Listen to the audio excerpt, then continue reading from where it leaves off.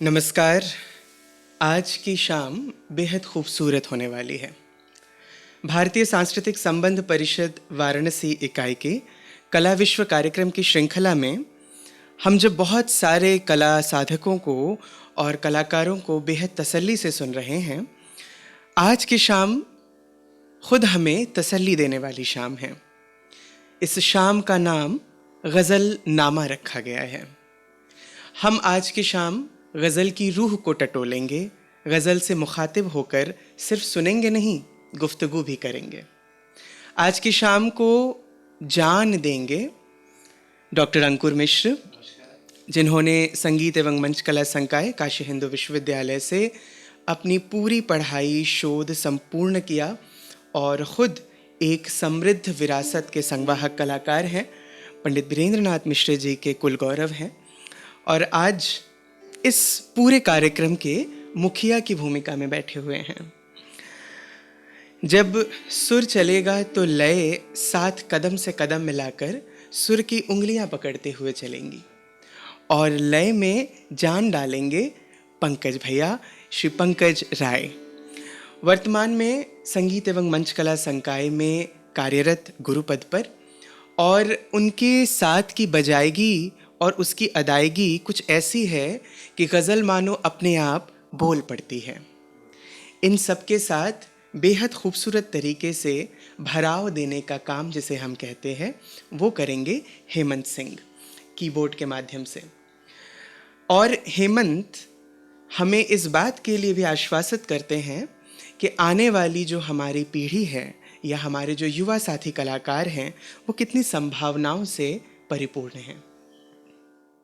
चांद एक टूटा हुआ टुकड़ा मेरे जाम का है, ये मेरा कौल नहीं हज़रत ख़याम का है। हमसे पूछो कि गज़ल मांगती है कितना लहू, सब समझते हैं ये धंधा बड़े आराम का है। प्यास अगर मेरी बुझा दे तो मैं जानूं, तू समंदर है तो होगा मेरे किस काम का है। ये मिजाज, ये अंदाज़ गज़ल से आती है और आज की शाम हम एक इतने बेहतरीन नज़्म से शुरू करने जा रहे हैं जिसको लिखने वाले मशहूर गीतकार, लेखक, शायर फ़याज़ हाशमी साहब, जिनका जन्म ओल्ड कैलकटा में हुआ और जो उस समय के ब्रिटिश ओन्ड ग्रामोफोन कंपनी में एकमात्र रेसिडेंट लिरिसिस्ट के तौर पर काम करते थे। बाद में फ़याज़ साहब पाकिस्तान गए, वहाँ उन्होंने अपना गुज़र बसर भी शुरू किया और उसके बाद उनको ये गज़ल, इनको ये नज़्म लिखने का मौका मिला। इत्तफ़ाक ये रहा कि पाकिस्तान के मशहूर संगीतकार उस समय के सुहेल राणा साहब ने इस नज़्म को संगीत से सजाया। पहली बार सन 1937 में एक पाकिस्तानी फ़िल्म बादल और बिजली में गायक हबीब वली मोहम्मद साहब ने इस गाने को, इस नज़्म को गाया, गुनगुनाया। पहली बार राग कल्याण में इसे गाया गया। उसके कई सालों के बाद पाकिस्तान की बहुत ही मुकम्मल गायिका, शायरा फ़रीदा ख़ानम साहिबा ने इसे अपनी आवाज़ दी, इसकी रूह को एक नई पहचान दी। और जब फ़रीदा ख़ानम जी ने इसको गाया तो उन्होंने राग यमन कल्याण में गाया।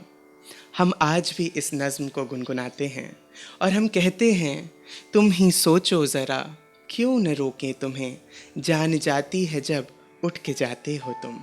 आइए शुरू करते हैं आज की शाम इस नज़्म से।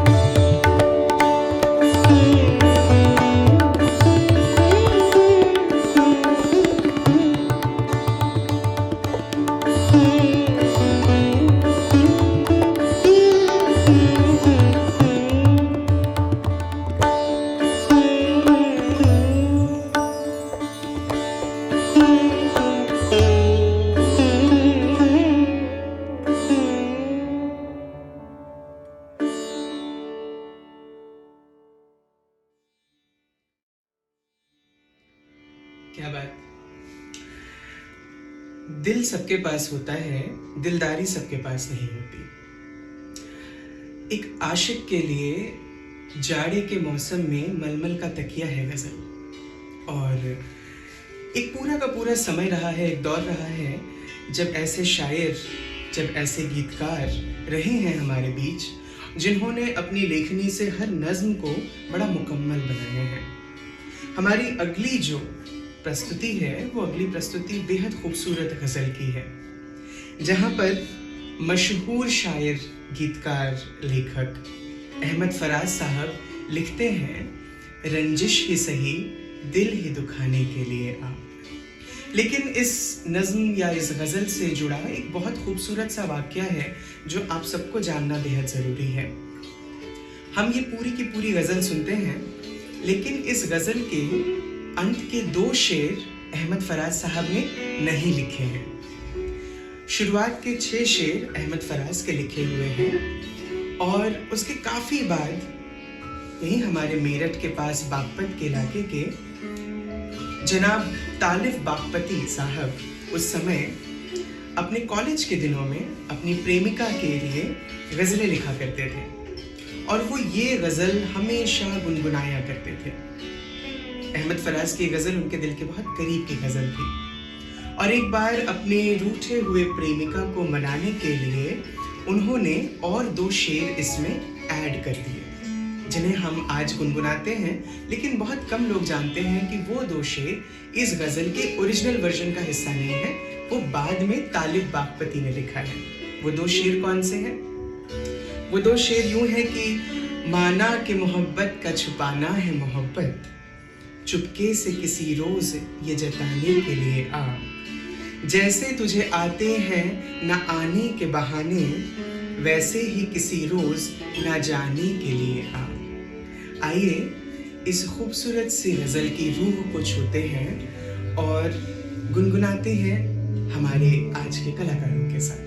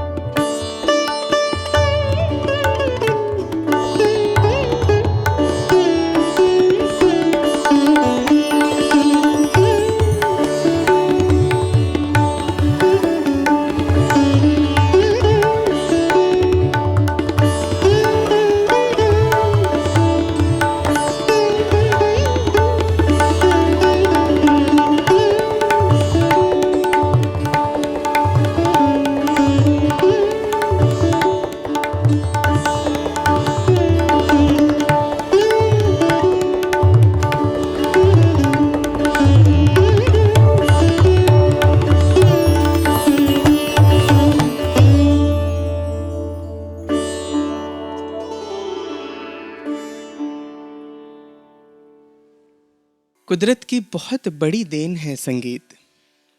किसी बहुत बड़े खलीफा उस्ताद कलाकार ने अपने एक साक्षात्कार में कभी इस बात का जिक्र किया था कि अगर हर घर से कम एक संगीत सीखने समझने वाला तैयार हो जाए तो शायद कभी सरहद की ज़रूरत नहीं पड़ेगी, शायद कभी समाज में अराजकता नहीं होगी। और उस बात पे जब हम गज़ल की बात करें तो गज़ल क्या है? दिल लगाने का सिला है जो दिल तोड़ के मिलता है। और जिसका दिल ही ना टूटा हो वो आशिक कैसा, वो कलाकार कैसा। अब हम आगे चलते हैं, एक बेहद खूबसूरत सी गज़ल सुनेंगे और उसके पीछे की बहुत खूबसूरत सी कहानी भी सुनेंगे। बात उन दिनों की है जब जगजीत सिंह और चित्रा एक दूसरे से प्यार करने लगे थे।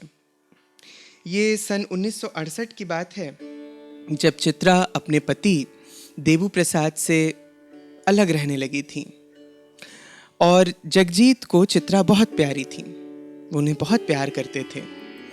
चित्रा से उन्होंने अपने मन की बात छेड़ी और उन्होंने कह दिया कि भाई हम तुमसे प्यार करते हैं और शादी करना चाहते हैं। चित्रा सहमी, क्योंकि उनके लिए उस समय एक रिश्ते से थोड़ी सी देर के लिए वो रुखसत हुई थी और दूसरे रिश्ते में वो जाने के लिए तैयार नहीं थी। और समाज की काफ़ी सारी बंदिशें थीं जो उनके पैरों को बेड़ियों की तरह बांधे हुई थीं। तो उनके पति देबू प्रसाद के घर एक दिन शाम को घंटी बजती है, दरवाज़ा खुलता है और दरवाज़ा खुलते ही हाथों में फूल का गुलदस्ता लिए जगजीत सिंह खड़े होते हैं। जगजीत और देबू बहुत अच्छे दोस्त हुआ करते थे। जगजीत सिंह बैठते हैं अंदर ड्राइंग रूम में और कहते हैं, भाई मैंने ज़िंदगी का एक बहुत बड़ा डिसीजन लिया है और मैं चाहता हूँ कि मेरे इस डिसीजन में, इस निर्णय में तुम मेरे साथी बनो। देबू बहुत खुश हुए और उन्होंने कहा कि भाई बताओ क्या करना है। और जगजीत सिंह अपने अनोखे अंदाज में कहने लगे कि तुम्हारी बीवी से शादी करनी है। देबू प्रसाद थोड़ी देर के लिए ज़रूर उनको भी काफ़ी अजीब लगा होगा, लेकिन उनको पता था कि उनका रिश्ता दम तोड़ चुका है और चित्रा को वो नए रिश्ते की ओर ले जाने के लिए मनाने लगे। सन 1969 की बात है जब देबू प्रसाद खुद खड़े होकर जगजीत सिंह और चित्रा की शादी करवाते हैं। उसके बाद जगजीत और चित्रा की जोड़ी कमाल के गाने गाती हैं, कमाल के काम करते हैं। ये उस फिल्म की बात है जिसे सुदेश इस्सार ने 1982 यानी 1982 में डायरेक्ट किया। और इस मूवी में जो लेखक थे, गीतकार थे, वो इंदिवर थे। इंदिवर के लिखे हुए इस गज़ल को music composer Jagjit Singh rehearsal में किसी से गवा रहे थे, कोशिश कर रहे थे और सामने चित्रा बैठी हुई थी। चित्रा को बैठते हुए देखकर फील करते हुए जगजीत सिंह गुनगुना रहे थे। रिहर्सल के बाद सुदेश इस्सार ने अचानक से कहा, बस जगजीत तुम्हें यह गाना गाना है, शायद तुमसे बेहतर इसे कोई नहीं निभा सकता। और बात उस समय से अब तक की है कि ये गज़ल आज भी जवान है, ये गज़ल आज भी जवा दिलों की धड़कन है, क्योंकि ये कहती है कि होठों से छू लो तुम, मेरा गीत अमर कर दो। आइए सुनते हैं ये खूबसूरत सी गज़ल और खूबसूरत से कलाकार जो सितार को जान दे रहे हैं और हमें बहुत खूबसूरत सी शाम का तोहफा दे रहे हैं।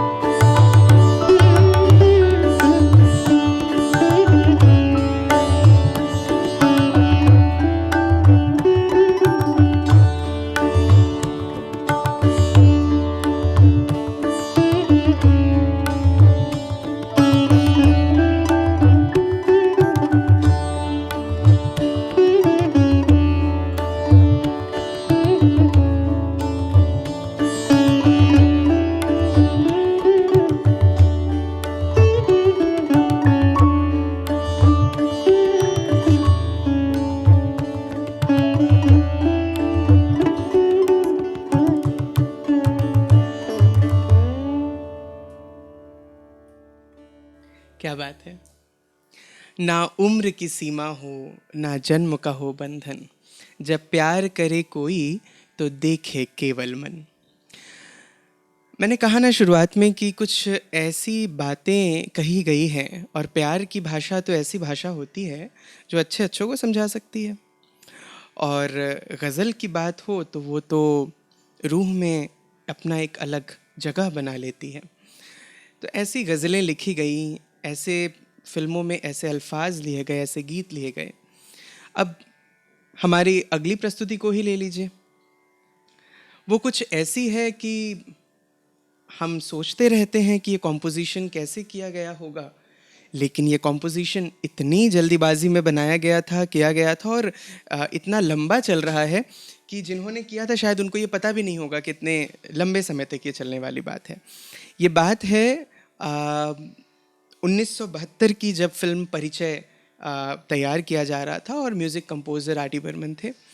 और आर डी बर्मन के उस समय बहुत बहुत बहुत प्रिय गीतकार गुलजार हो गए थे, क्योंकि गुलजार साहब ने मुंबई में 1963 से बंदिनी फिल्म के माध्यम से अपना करियर शुरू कर दिया। और ये जो गाना गुलजार ने लिखा था, ये गाना कुछ और लिखना था और उन्होंने कुछ और लिख दिया था। तो आर डी बर्मन के सामने एक बहुत बड़ा ये चैलेंज था कि वो इस गीत को, इस गाने को कैसे कंपोज करेंगे। लेकिन गुलजार साहब साथ में बैठे रहे और कहते हैं 6 घंटे में एक ये गाना, जो कहीं से सीन में नहीं था, ये गाना कंपोज किया जाता है। यहाँ पे इंटरेस्टिंग बात ये है कि हम जिन्हें गुलजार कहते हैं, उनका असली नाम संपूरन सिंह कालरा है, जो कि झेलम डिस्ट्रिक्ट में पैदा हुए। और इंडिया के पार्टीशन के बाद वो बॉम्बे आ जाते हैं। उस समय का बॉम्बे, अपना अभी का मुंबई। और बॉम्बे आ जाने के बाद उनको परिवार की बहुत बड़ी जिम्मेदारी निभानी पड़ती है, तो कुछ काम करना शुरू करना पड़ता है। तो उस समय वहाँ पर बॉम्बे में बेचारे मोटर्स करके एक गराज हुआ करता था, जिसमें गुलजार साहब काम किया करते थे। संपूरन सिंह कालरा काम किया करते थे। और वो क्या काम करते थे, जो गाड़ियों में डेंट लगता था उसको वो रंगते थे, पेंट करते थे। तो वो हमेशा कहते हैं कि ज़िंदगी के रंग सभी मुझसे हैं और मैं उनसे, और इसीलिए वो सफ़ेद पोश भी रहते हैं ज़्यादातर, कि जो कि वाइट लाइट, वाइट कलर जिसमें सब मिला हुआ है। तो बेचारे मोटर्स में वो रंगों से खेलते थे और उन्हीं रंगों से वो अल्फाज लेते थे ज़िंदगी के। हम कहते हैं ना कि छोटी छोटी चीज़ें जो हमारे घर की हैं वो गुलजार के गीत में झलकती हैं।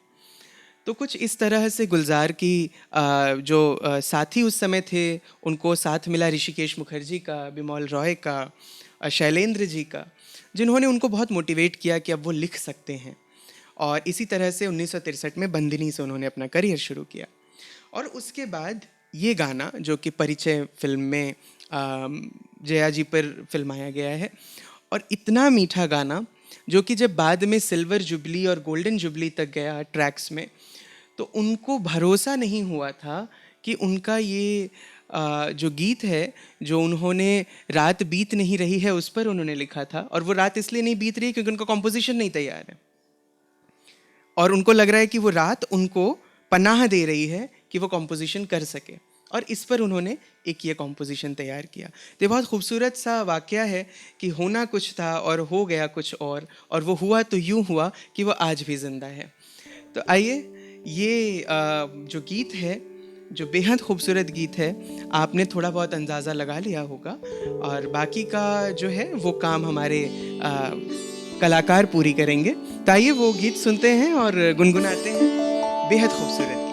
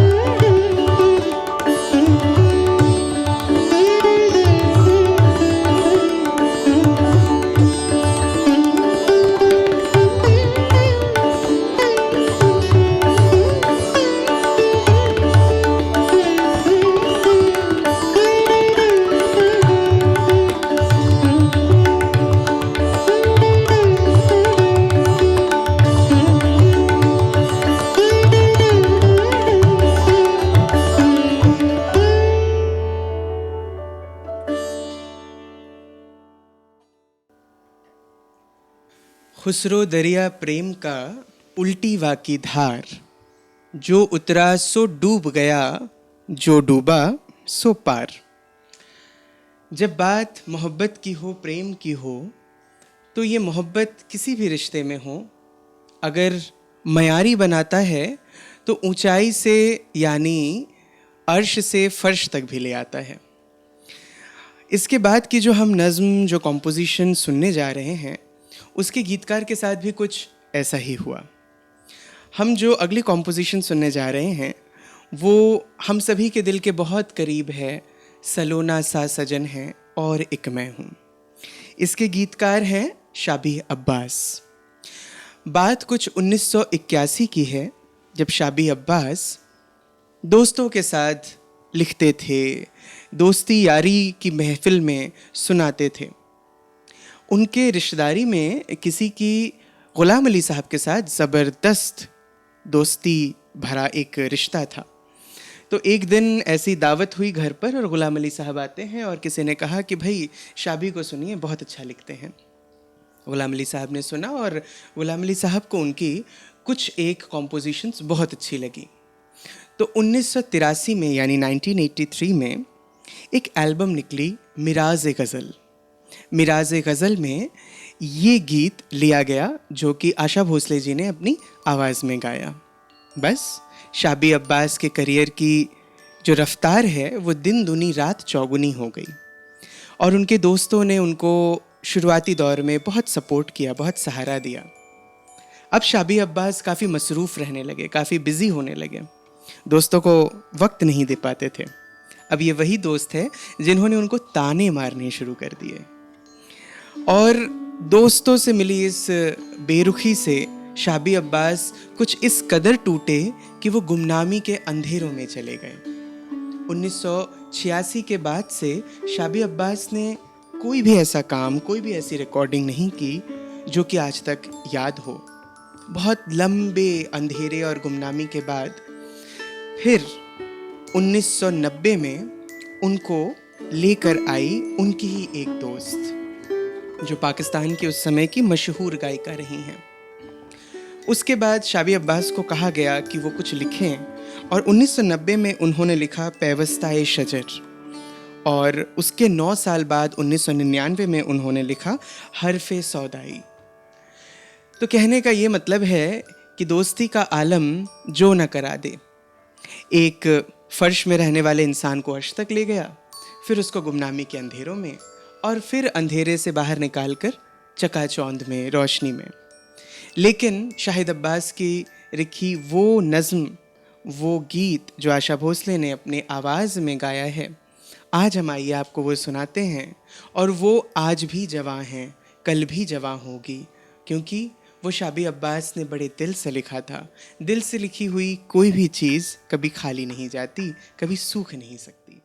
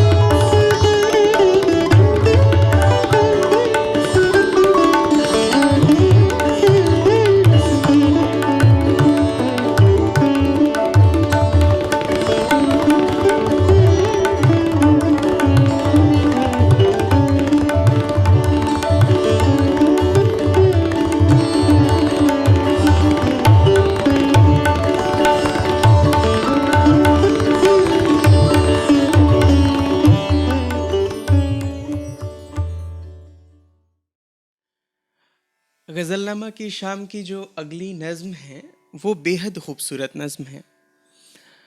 ये बात 1968 की है जब इस नज़्म का जन्म हुआ और रावलपिंडी में इसका जन्म हुआ। और अब भी मुझे लगता है दुनिया के उन सारे शहरों में या जगहों पर जहाँ हिंदी और उर्दू गाई और बोली जाती है, इस नज़्म को लव एंथम के हिसाब से देखा जाना और समझा जाता है। कहा जाता है कि सबसे ज़्यादा मार्मिक अगर कोई कॉम्पोजिशन बना है तो वो ये कॉम्पोजिशन बना है। ये कॉम्पोजिशन फैज़ अहमद फैज़ की कॉम्पोजिशन है। फैज़ साहब यूजुअली देश के लिए, कौम के लिए, युवाओं के लिए लिखने वाले शायर और गीतकार माने जाते हैं। कहा जाता है कि जितनी बार उन्हें जेल में भेजा जाता था, उनको जेल में बाकी कोई तकलीफ़ें नहीं होती थी, बस उनसे कलम और कागज़ ले लिया जाता था जिससे कि वो लिख ना सके। और उन्होंने बार बार लिखा है कि इससे बड़ा जुल्म मुझसे और क्या करोगे तुम, मेरे साथ और क्या करोगे तुम। तो हम जिस नज़्म की बात कर रहे हैं वो नज़्म है गुलों में रंग भरे बादे नौ बहार चले, चले भी आओ कि गुलशन का कारोबार चले। ये फैज़ साहब की माशुका, महबूबा, ज़िंदगी की प्यार, उनके लिए, उनके इस दुनिया से रुखसत हो जाने के बाद फैज़ साहब ने लिखा था। 1964 में फैज़ साहब कराची जाते हैं और वहाँ पर वो एक कॉलेज में एज अ प्रिंसिपल काम करना शुरू करते हैं।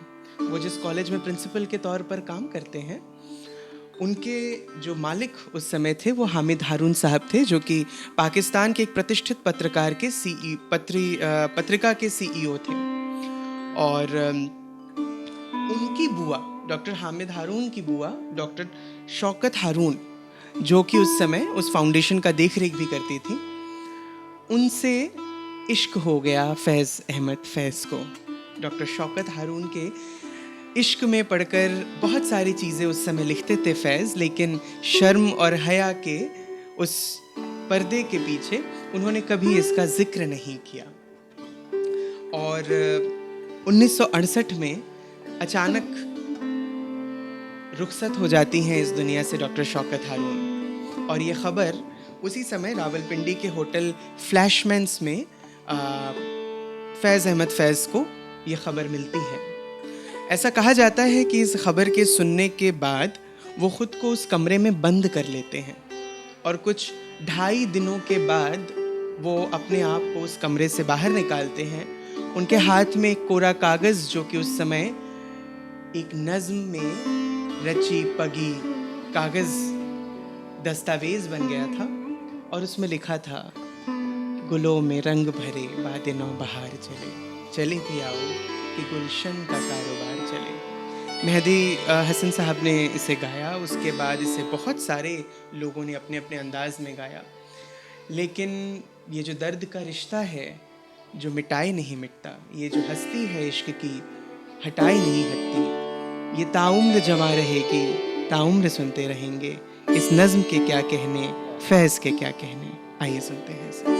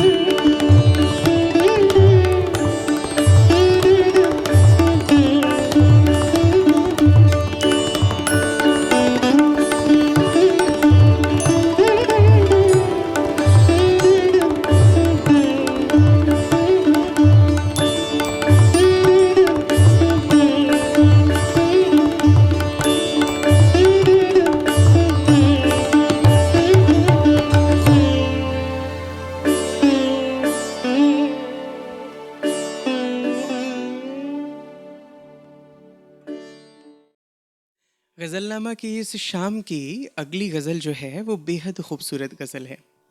काफ़ी जवां गज़ल है क्योंकि डॉक्टर सफ़ी हसन साहब ने इसे 1991 में लिखा था और 1992 यानी 1992 में चित्रपट हाजिर में हमने ये गीत सुना।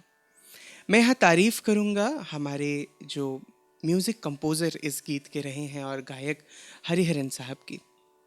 हरिहरन को आफ़ताब इश्क कहा जाता है। कहते हैं वो ख़ासकर गज़ल को अगर छूते हैं तो उसकी रूह को नई ओढ़न मिल जाती है।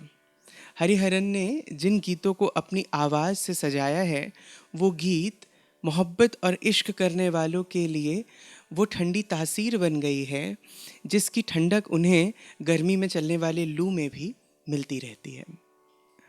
ये गीत, ये गज़ल जिसके दो शेर मुझे बेहद पसंद हैं,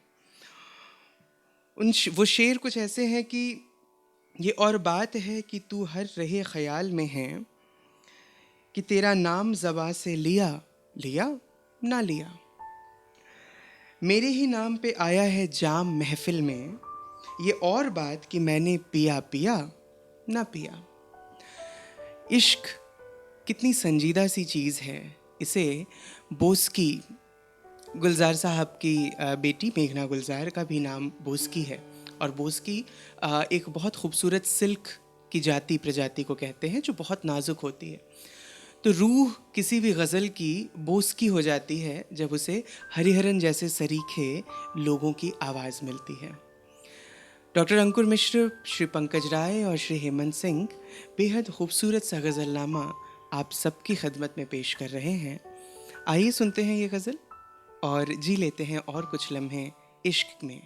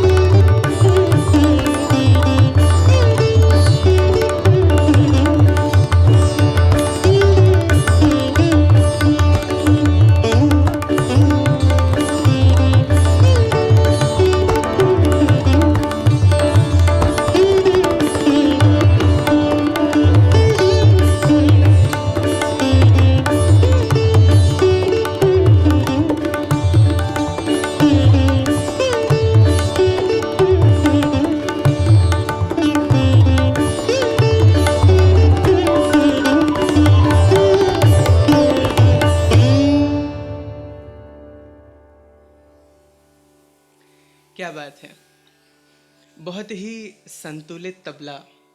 और कहते हैं कि जब साज को तबले जैसी और इस मिजाज की आवाज़ मिल जाए तो जो परफॉर्मेंस है वो अपने आप निखर जाती है।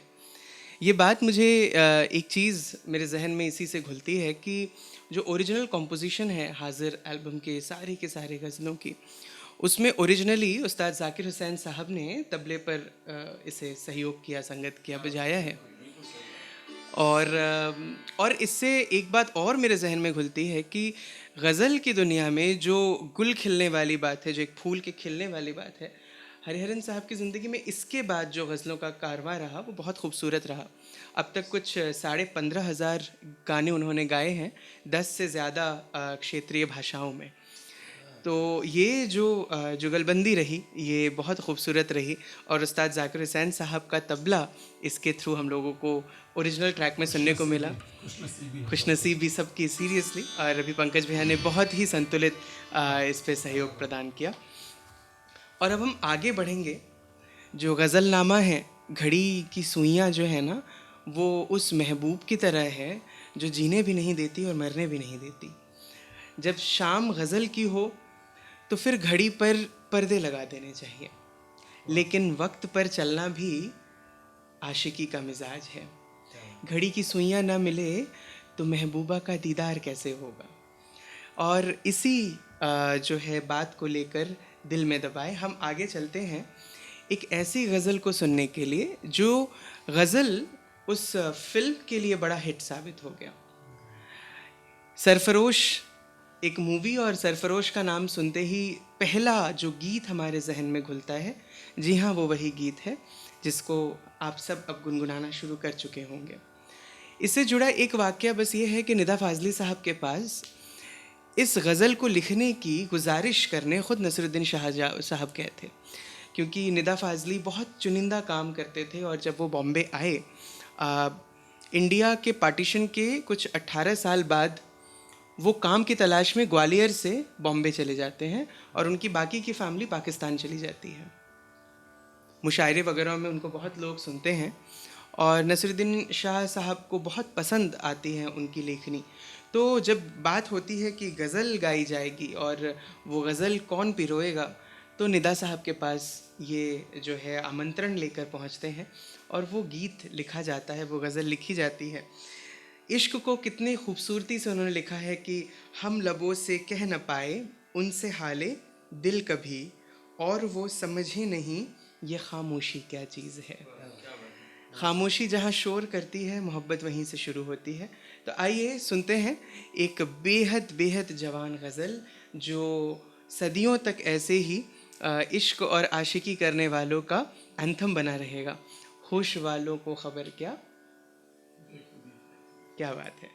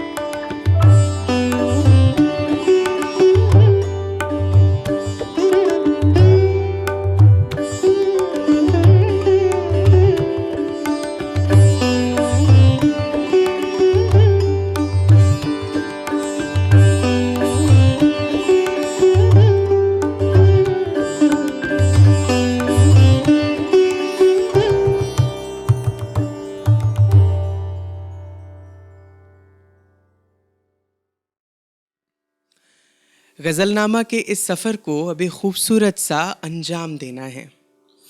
हम जिस रास्ते पर चलते हुए बहुत सारे गीत, नज़्म, गज़ल सुनते हुए आ रहे हैं, अब उसको मंज़िल तक पहुंचाना है। और मंज़िल खूबसूरत होनी चाहिए, क्योंकि तभी नए सिरे से रास्ता शुरू करने की तबीयत बनती है। अगली जो गज़ल है, ये बेहद खूबसूरत, बेहद लोकप्रिय, और मैं यूँ कहूँ कि हर एक इश्क करने वाले के लिए ये गज़ल गाना बेहद ज़रूरी है। इसकी रूह को समझना बहुत ज़रूरी है। ये गज़ल जिसको लिखा था हज़रत मोहानी साहब ने 1976 में। हज़रत मोहानी साहब, जिनका असली नाम सैयद फ़ज़ल उल हसन है, जो इंडिया में फ्रीडम फाइटिंग के समय क्रांतिकारी योद्धा रहे हैं, उर्दू के जानकार रहे हैं। इनकलाब जिंदाबाद कहने वाले हज़रत मोहानी साहब ही थे, जिन्होंने मुग़ल संस्कृति को बयां करते हुए एक गज़ल, एक खूबसूरत सी रचना, जिसका शुरुआत ही है चुपके चुपके रात दिन आंसू बहाना याद है। 1976 में सबसे पहले इसकी कॉम्पोजिशन जो है वो की गई, और इसकी कॉम्पोजिशन राग काफ़ी में की गई। 1982 यानी 1982 में बॉलीवुड की मशहूर फिल्म आई निकाह। निकाह में इस गीत को लिया गया, आवाज़ दी ग़ुलाम अली साहब ने, और फिर ये गज़ल यूँ मशहूर हुई कि आज तक लोग इसे गुनगुनाते रहते हैं। रूह को आवाज़ देते हुए, रूह को इश्क का बात, इश्क की कहानी बताते हुए, मुग़ल दरबार और मुग़ल कल्चर यानी संस्कृति की गौरव गाथा गाता हुआ ये गज़ल आज आपकी खिदमत में पेश है। डॉक्टर अंकुर मिश्र, श्री पंकज राय और श्री हेमंत सिंह बहुत खूबसूरती से, बहुत तसल्ली से गज़लनामा को एक अच्छी दिशा और दशा दे रहे हैं। डॉक्यूमेंटेशन, कैमरा, इन सब पर प्रियश पाठक ने खूब तबीयत से अपनी मेहनत, अपना परिश्रम दिया है। आप तक ये बात पहुंचा रहे हैं हम सब मिलकर, और उम्मीद है गज़लनामा बेहद रूह को छूने वाली एक प्रस्तुति होगी। आइए सुनते हैं चुपके चुपके रात दिन आंसू बहाना याद है।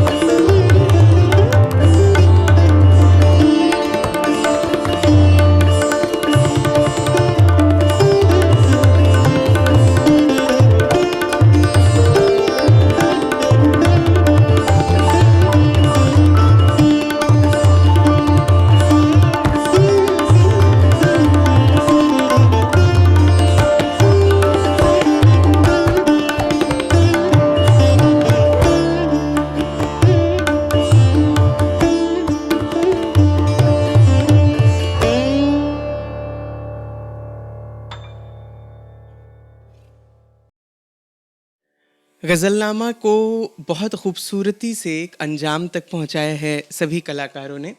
आईसीसीआर के कला विश्व की सीरीज़ में ये एक बेहद अनोखा प्रयास रहा है।